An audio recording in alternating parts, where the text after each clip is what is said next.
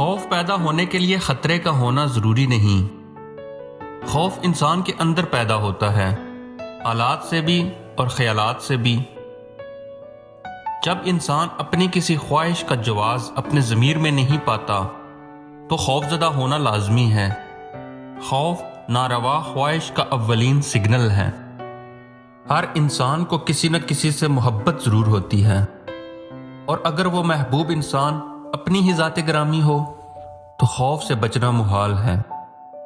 اپنے آپ سے محبت دوسرے انسانوں سے تصدیق کا تقاضا کرتی ہے، اور دوسرے انسان اس انسان سے محبت نہیں کر سکتے جو اپنے آپ اور صرف اپنے آپ سے ہی محبت کرتا ہے۔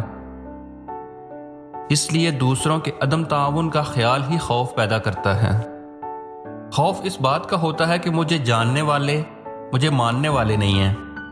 آخر کیوں نہیں ہیں؟ کسی انسان کو انسانوں میں محبوب بننے کے لیے ان سے محبت کرنا پڑتی ہے، اور دوسروں سے محبت کرنے کا عمل اپنے آپ سے غافل ہونے کا عمل ہے، اور یہ عمل اپنی ذات سے محبت کرنے کے عمل کے خلاف ہے۔ اس لیے محبت خویش خوف خلق سے مبرہ نہیں ہوتی۔ خوف ایک انداز نظر ہے، ایک نقطہ نگاہ، ایک واہمہ جو حقیقت بن کر سامنے آتا ہے۔ ہر حادثہ ضروری نہیں کہ رونما ہونے سے پہلے خوف پیدا کرے، اور ہر خوف ضروری نہیں کہ کسی حادثے پر ہی ختم ہو۔ حادثہ اطلاع کے بغیر آتا ہے، خوف بذات خود ایک حادثہ ہے جو آتا ہے اطلاع کے بغیر اور انسان کے دل میں بیٹھ جاتا ہے۔ یہ گھسبیٹیا کہاں سے آتا ہے، کیسے آتا ہے، کیوں آتا ہے، کیا معلوم۔ بدنیتی کی فوری سزا خوف ہے۔ نیت اعمال سے مخفی ہوتی ہے، اس لیے خوف اعمال کے نتیجوں سے بے نیاز ہوتا ہے۔ لہٰذا ایسا عمل جس کی نیت بری ہو، نتیجہ اچھا ہو، خوف پیدا کرتا رہے گا۔ وہ عمل جس کی نیت اچھی ہو، خواہ برا ہو، خوف سے آزاد رہتا ہے۔ خوف دراصل بری نیت کی تخلیق ہے۔ نیت کی اصلاح کے بغیر یہ سزا ختم نہیں ہوتی۔ اللہ کے دوستوں اور خاص بندوں کی یہ پہچان بتائی گئی ہے کہ ان کے ہاں خوف اور حزن نہیں ہوتا۔ اللہ کے دوست نیت کی پاکیزگی کے بغیر کوئی عمل نہیں کرتے۔ ان کے اعمال اچھی نیات کی وجہ سے درست ہیں۔ نتیجے سے بے نیازی ہی خوف سے بے نیازی ہے۔ اندیشہ ہماری خواہش کے برعکس کسی نتیجے کا امکان ہے۔ جب خواہش خوش نیت ہو تو کسی بھی قسم کا نتیجہ خوف پیدا نہیں کر سکتا۔ جب خواہش بد نیت ہو تو کسی بھی قسم کا نتیجہ خوف سے نہیں بچا سکتا۔ اللہ کے دوستوں کو ملال نہیں ہوتا، کسی شے کے کم ہونے یا گم ہونے سے ملال پیدا ہوتا ہے۔ اگر انسان اپنے کسی حاصل پر ہمیشہ قابض رہنے کی خواہش نکال دے تو ملال پیدا نہیں ہوگا۔ مثلاً اپنے حسن، اپنی جوانی کو ہمیشہ قائم رکھنے کی لا حاصل خواہش نہ کی جائے تو کبھی ملال نہیں ہوگا۔ خوف اور حزن حاصل کو مستحکم بنانے کی خواہش اور کوشش کے نتیجے میں پیدا ہوتے ہیں۔ زندگی کو ہمیشہ زندہ رکھنے کی خواہش موت کے خوف سے نہیں بچ سکتی۔ زندگی صرف ماضی اور مستقبل کے سنگم کا نام ہے۔ ماضی اور مستقبل دونوں ہمارے اختیار میں نہیں۔ حال پر اختیار برقرار رکھنے کی صحیح ناکام خوف کے سوا کچھ پیدا نہیں کر سکتی۔ خود کو محفوظ بنانے کی خواہش غیر محفوظ ہونے کا اعلان ہی تو ہے۔ ایسا کیوں ہے؟ شاید زندگی اپنے اندر گرتی رہتی ہے، ریت کی دیوار کی طرح۔ اسے کسی آندھی یا طوفان کے تکلف کی ضرورت نہیں۔ انسان کا وجود اور ارادہ اندر سے مفلوج ہوتے ہیں۔ باہر کے موسم تو ہمیشہ وہی رہتے ہیں، بہاریں اور خزائیں آتی جاتی رہتی ہیں، لیکن ہم اپنے اندر بے نام اندیشے پالتے رہنے کی وجہ سے یکسر بدل جاتے ہیں، اور پھر نہ بہار راس آتی ہے اور نہ خزاں۔ انسان اندر سے ٹوٹ جائے تو تعمیر حیات کی کتابیں مدد نہیں کر سکتی۔ خوف اس انسان کو اس انسان سے آتا ہے جس کو وہ خوف زدہ کرتا ہے۔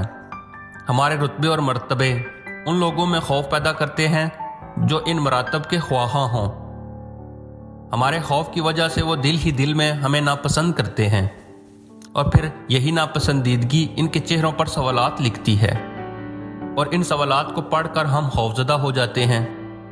امیر آدمی جب غریبوں کو ناراض دیکھتا ہے تو ان سے خوف محسوس ہوتا ہے کہ یہ گونگا خطرہ اگر زبان کھول دے تو جانے کیا ہو جائے۔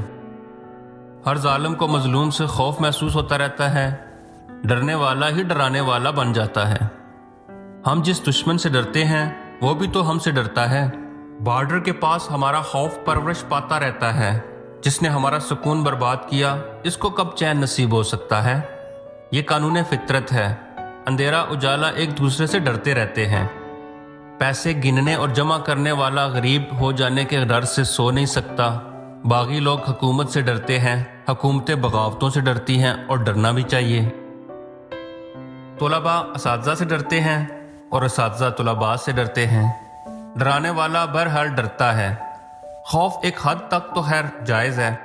خوف احتیاط پیدا کرتا ہے اور احتیاط زندگی کے تیز سفر میں ایک موزوں اور مناسب عمل ہے۔ لیکن ایک حد سے زیادہ خوف ہو تو انسان کا سارا تشخص، اس کی ساری سائیکی، اس کا باطنی وجود سب ٹوٹ پھوٹ کا شکار ہو جاتے ہیں۔ خوف خون کی رنگت اور ہڈیوں کا گودا ختم کر دیتا ہے۔ خوفزدہ انسان پتوں کی کھرکھراہٹ سے ڈرتا ہے، سرسراہٹ سے ڈرتا ہے، وہ آنے والوں سے ڈرتا ہے، وہ ہر ایک سے ڈرتا ہے۔ اپنے آپ سے ڈرتا ہے، اپنے ماضی سے ڈرتا ہے، اپنے حال سے ڈرتا ہے، اپنے مستقبل سے ڈرتا ہے، بلکہ اپنے پرائے یہاں تک کہ اپنے ہی سائے سے ڈرتا ہے۔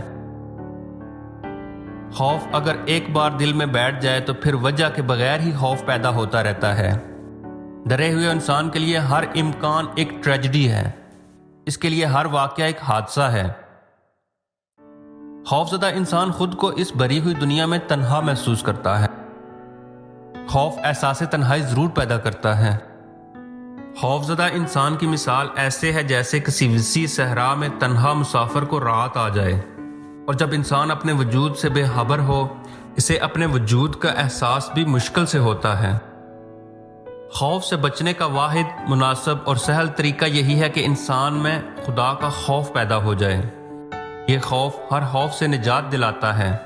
انسان اپنے آپ کو اللہ کے سپرد کر دے تو ہر خوف ختم ہو جاتا ہے۔ اگر منشاء الہی کو مان لیا جائے تو نہ زندگی کا خوف رہتا ہے، نہ موت کا، نہ امیری کا، نہ غریبی کا، نہ عزت کی تمنا، نہ ذلت کا ڈر۔ یہ سب اس کے اندر ہیں۔ وہ جو چاہے عطا کرے، ہمیں راضی رہنا ہے، ورنہ ہماری سرکشی اور خود پسندی کی سزا صرف یہی ہے کہ ہمیں اندر سے دبوچ لیا جائے۔ ظاہر کے جسم میں تو کوئی خراش نہ ہو، لیکن اندر سے باطنی وجود کاش کاش اور پاش پاش ہو چکا ہو۔ جب زمین والوں کی بدعمالیاں حد سے بڑھ جائیں تو آسمان سے عذاب کا دیباچہ خوف کی صورت میں نازل ہوتا ہے۔ ممالک، حکومتیں، معاشرے، تہذیبیں، افراد، غرض یہ کہ ہر ذی جان خوفزدہ ہوتا ہے۔ ہر شخص یہی محسوس کرتا ہے کہ نہ جانے کب کیا ہو جائے۔ ہر ارتقا اندیشے سے دوچار ہوتا ہے۔ ہر شے ایک بے نام اندیشے کے سائے میں لپٹی ہوئی نظر آتی ہے۔ جب انسان خدا سے دور ہو جائے تو سکون انسان سے دور کر دیا جاتا ہے اور اس کی جگہ اندیشہ اور خوف مسلط کر دیا جاتا ہے۔ جب زندگی اپنی افادیت، معنویت اور تقدیس کھو دے تو نتیجہ خوف کے علاوہ کیا ہو سکتا ہے؟ انسان جب انسانیت ترک کر دے تو اسے خوف سے بچانا مشکل ہے۔ خوف اور مسلسل خوف، بے وجہ اور بے معنی خوف ایک عذاب ہے۔ اس کرب مسلسل سے بچنے کا واحد ذریعہ یہی ہے کہ انسان خوف خدا رکھے۔ انسان یہ نہ بھولے کہ اس کا قیام عارضی ہے، اسے ضرور اسی راستے پر گامزن ہونا ہے جس پر اس کے آباء و اجداد سفر کر گئے۔ خیال اور عمل کا فرق کم کرنے سے خوف کم ہو جاتا ہے۔ اپنے حاصل اور حق میں فرق مٹ جائے تو خوف مٹ جاتا ہے۔ خوف کسی غلطی، کسی غفلت، کسی گناہ اور کسی جرم کی یاد ہی کا نام ہے۔ خوف خود کوئی شے نہیں، یہ صرف نشاندہی ہے کسی ناروا عمل کی، کسی نامناسب رویے کا نتیجہ ہے۔ خوفزدہ انسان اول تو کوئی فیصلہ نہیں کر سکتا، اور اگر کر بھی لے تو غلط فیصلہ کر جاتا ہے۔ خوف اعصاب شکن بیماری ہے۔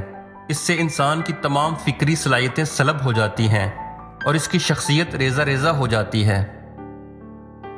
خوف کا پسندیدہ مسکن اس انسان کا دل ہے جس میں احساس گناہ تو ہو لیکن گناہ چھوڑنے کی طاقت نہ ہو۔ خوفزدہ انسان کی ہر بازی مات، ہر جنگ شکست، اور ہر کوشش ناکام ہوتی ہے۔ خوف خوراک سے طاقت اور نیند سے راحت چھین لیتا ہے۔ سب سے بدقسمت وہ انسان ہے جو اپنے مستقبل سے خائف ہو۔